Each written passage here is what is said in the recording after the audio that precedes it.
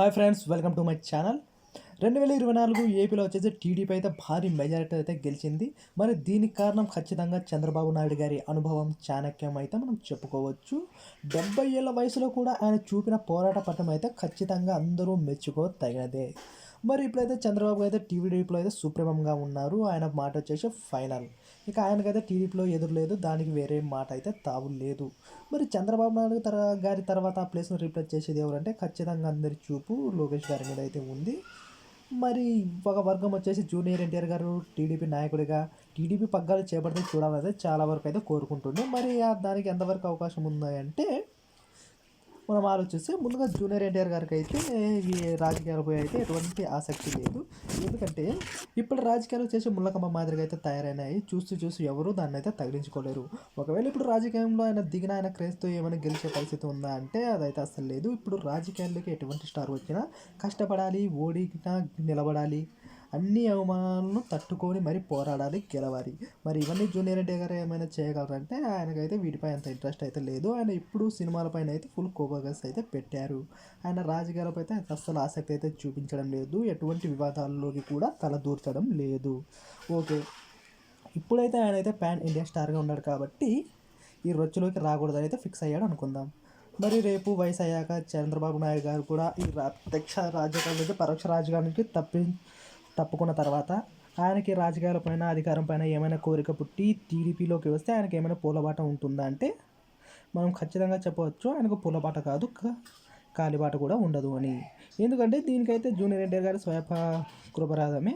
ఆయన కావాలని తీసుకున్న కొన్ని తప్పటడుగులు ఇటువంటి పరిస్థితిని అయితే చేకూర్చాయి.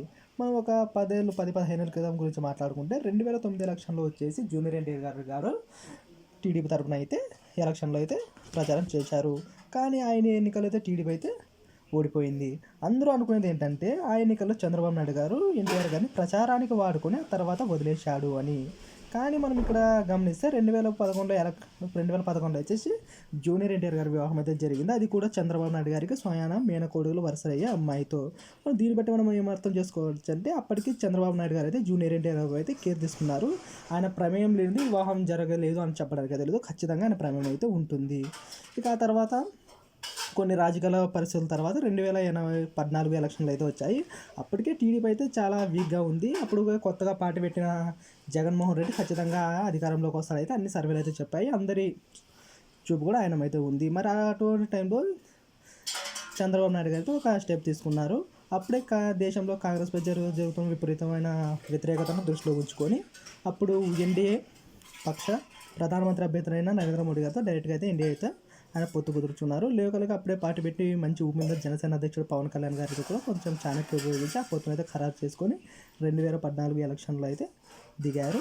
అక్కడ మోడీ ఎఫెక్ట్, పవన్ కళ్యాణ్ గారి స్టామినా అన్ని కలిసి వచ్చి ఆ ఎన్నికల్లో అయితే వచ్చి టీడీపీ అయితే గెలిచింది. యాక్చువల్గా మనం చెప్పుకుంటే అప్పటికైతే యాక్చువల్గా టీడీపీ వచ్చే అవకాశం అయితే ఎటువంటి అవకాశం అయితే లేదు.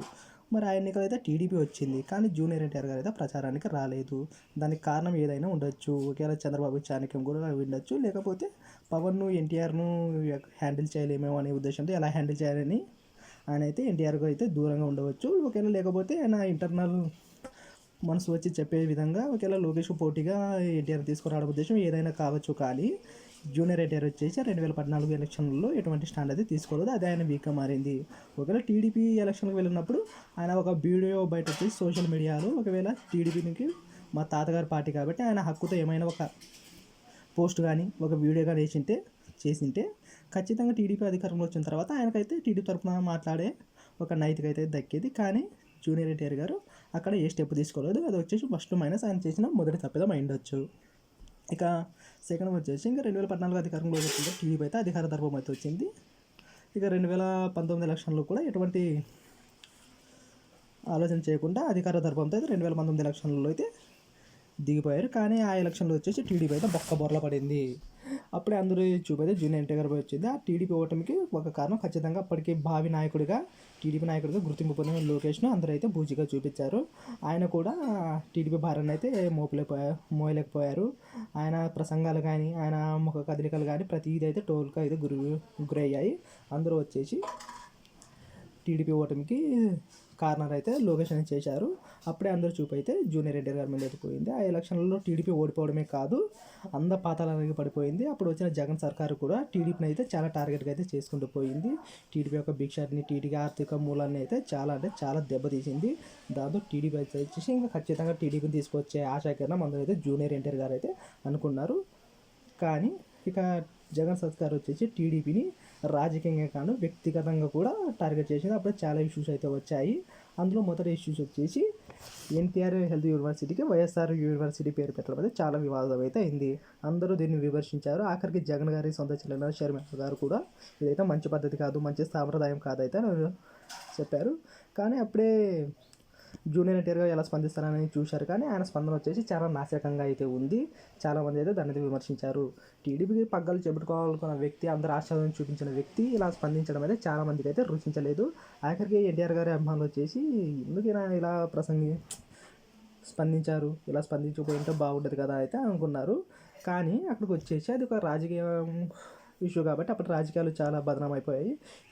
వైసీపీ నాయకులు వచ్చేసి చాలా వివాదాలకు స్పదంగా చాలా అడ్డదిడ్డంగా మాట్లాడుతుండడంతో ఈ రాజకీయాల రొచ్చులోకి ఆయన దిగడం ఇష్టం లేక ఆయన నామమాత్రంగానే స్పందించారు. అయితే అందుకు సర్ది చెప్పుకున్నారు. ఇక కొంతమంది మద్దతు కూడా ఇచ్చారు. ఇలాంటి విషయాల్లో ఇంకా అలా స్పందించడం కరెక్ట్ ఏమోలే, ఆయన ఎందుకు వివాదంలోకి లాగడం అని అయితే అందరూ అనుకున్నారు. కానీ అసలు ఇష్యూ అయితే తర్వాతే జరిగింది. అసెంబ్లీ సాక్షిగా ఎటువంటి రాజకీయ నాయకులు చేయని పనులు అయితే వైసీపీ నాయకులు చేశారు. అదే ప్రతిపక్ష నాయకుడైన చంద్రబాబు నాయుడు గారి భార్యను అయితే చాలా హీనంగా అయితే అసెంబ్లీ సాక్షిగా ఉంచారు. ఆయన అవమానాన్ని తట్టుకోలేక కన్నీటి పర్యం కూడా అయ్యాడు. వాళ్ళు అవమానించింది కేవలం చంద్రబాబు నాయుడు గారి భార్యనే కాదు, ది గ్రేట్ లీడర్ అయిన ఎన్టీఆర్ గారి కూతుర్ని, జూనియర్ ఎన్టీఆర్కి వచ్చేసి స్వయాన మేనత్తని. మరి ఈ విషయం ఎంత వివాదాస్పదం అవడంతో ప్రతి ఒక్కరైతే దీన్ని ఖండించారు. ఇంకా నందమూరి కుటుంబ సభ్యులు వచ్చేసి చాలా అంటే చాలా తీవ్రంగా స్పందించారు.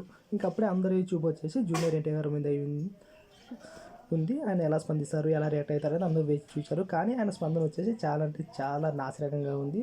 అప్పుడే జూనియర్ ఎన్టీఆర్ గారి అభిమానులు కూడా చాలా అయితే ఫీల్ అయ్యారు. ఎందుకు మా హీరో ఇలా స్పందించారు, కొంచెం గట్టిగా రియాక్ట్ అయితే బాగుంటుంది కదా అయితే అనుకున్నారు. టీడీపీ క్యాడర్ కూడా చాలా అంటే చాలా తీవ్రంగా స్పందించి ఎన్టీఆర్ గారి స్పందన మీద అసలు చేయాల్సిన అవసరం ఎలా ఉంది, గట్టిగా మాట్లాడలేకపోయారు. అసలు ఎన్టీఆర్ గారి వారసత్వం అంటే ఇదేనా, ఆయన పౌరుషం ఇదేనా అయితే అందరూ అనుకున్నారు చాలామంది. ఎందుకంటే ఇది రాజకీయంగా వివాదం కాదు, వ్యక్తిగత వివాదం కాబట్టి ఖచ్చితంగా జూనియర్ ఎన్టీఆర్ గారు స్పందించాల్సింది కాదు. ఎందుకంటే జూనియర్ ఎన్టీఆర్ గారు కేవలం హీరోయే కాదు, ఆయన తండ్రి హరికృష్ణ గారు ఒకవేళ బతికి ఉంటే, ఆయన చనిపోయారు కాబట్టి మనం ఆయన గురించి మాట్లాడుకోవాల్సింది. కానీ ఆయన బతికుంటే ఇలా రియాక్ట్ అయ్యేవారా, ఆయన అక్కడ లేడు. ఒకవేళ ఆయన ఉంటే అలా రియాక్ట్ అయ్యేవారా, ఆయన వారసులుగా జూనియర్ ఎన్టీఆర్ గారు ఖచ్చితంగా అలా స్పందించాల్సింది. కానీ ఆయన స్పందించలేదు. ఒకవేళ హరికృష్ణ గారికి వేరే వారసుడైన కళ్యాణరామ్ గారు కూడా స్పందించారనుకోండి. కానీ అందరూ చూపు వచ్చేసి టీడీపీ నాయకుడుగా చాలామంది నమ్మకం అయితే జూనియర్ ఎన్టీఆర్ గారి మీద పెట్టుకున్నారు. కానీ ఆయన అయితే అలా స్పందించలేకపోయారు, చాలా నాశనంగా స్పందించారు. అప్పుడే టీడీపీ క్యాడర్ కానీ జూనియర్ ఎన్టీఆర్ బాహటంగానే జూనియర్ ఎన్టీఆర్ గారి వ్యవహార శైలిని అయితే అందరూ తీవ్రంగా తప్పుపట్టారు. ఇక ఆ తర్వాత ఆయన చంద్రబాబు నాయుడు గారు కూడా ఇక జగన్ సర్కారు ఇంకా కక్షపూర్వకంగా వ్యవహరించి జైల్లో వేస్తే ఇక జూనియర్ ఎన్టీఆర్ గారు వచ్చేసి అందరూ సానుభూతి, చాలామంది పవన్ కళ్యాణ్ గారు పెట్టి డైరెక్ట్గా వెళ్ళి జగన్ సర్కార్తో గొడవ పడమని ఆయనకైతే మద్దతు ఇచ్చారు. చాలామంది బాహటంగానే మద్దతు ఇచ్చారు. కానీ జూనియర్ ఎన్టీఆర్ ఎటువంటి స్పందన చేయలేదు. అట్లీస్ట్ ఒక ట్వీట్ కూడా ఆయన తరపున అయితే వేయలేదు. ఇదైతే చాలామంది అయితే తీవ్రంగా బాధపడ్డారు.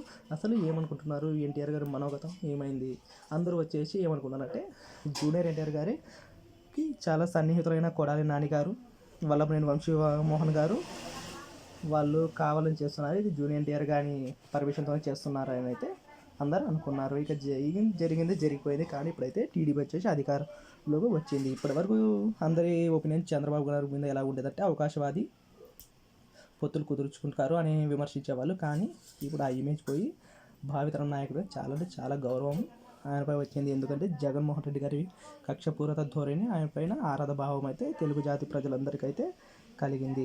మరి ఇప్పుడు ఎంతటి చంద్రబాబు నాయుడు గారు ఎన్ని కష్టాలు పడి స్థితిలో ఉన్నారు, టీడీపీని ఇంతవరకు కాపాడారో అందరికైతే కళ్ళ ముందు కనబడింది. మరి అలాంటి టీడీపీని ఇప్పుడు చేజించుకోవాలంటే ఖచ్చితంగా జూనియర్ ఎన్టీఆర్ గారి వల్ల అయితే కాదని అయితే అందరూ అంటున్నారు. ఎందుకంటే నారా లోకేష్ గారు ఎన్ని అవమానాలు భరించి, ఎన్ని కష్టాలు భరించి, ఎన్ని కేసులు భరించి అందరితో తిట్టుకుని ఆయన అయితే ఇప్పుడు టీడీపీ అయితే పొజిషన్లో చేరుకున్నారు. మరి జూనియర్ ఎన్టీఆర్ గారు ఇప్పుడు రాగానే టీడీపీ యొక్క సింహాసనం ఇస్తారంటే అది జరిగే పని కాదు. ఎందుకంటే జూనియర్ ఎన్టీఆర్ గారు వచ్చేసి ఆ అవకాశాన్ని అయితే చేజేతులా పోగొట్టుకున్నారని చెప్పవచ్చు. ఎందుకంటే ఆయన నామమాత్రంగా ఒక 2, 3 సార్లు స్పందించి ఒక మద్దతు టీడీపీకి కానీ చంద్రబాబు నాయుడు గారికి కానీ ఆయన తెలిపింటే ఇప్పుడు ఆయన గెలిచిన తర్వాత ట్వీట్ చేశారు కంగ్రాచులేషన్ అని. అదే ట్వీట్ చేయడము ఆయన కష్టాలు ఉన్నప్పుడు చేసింటే చాలా అంటే చాలా బాగుండేది. ఆయనకు మాట్లాడేది కూడా అవకాశం అయితే ఉండేది టీడీపీ తరఫున. కానీ ఇప్పుడైతే అవకాశం అయితే చేజేతులారా అని అయితే కోల్పోయారు. ఓకే ఫ్రెండ్స్, దీనిపైన మీ ఒపీనియన్ చేసి కామెంట్ చేయండి.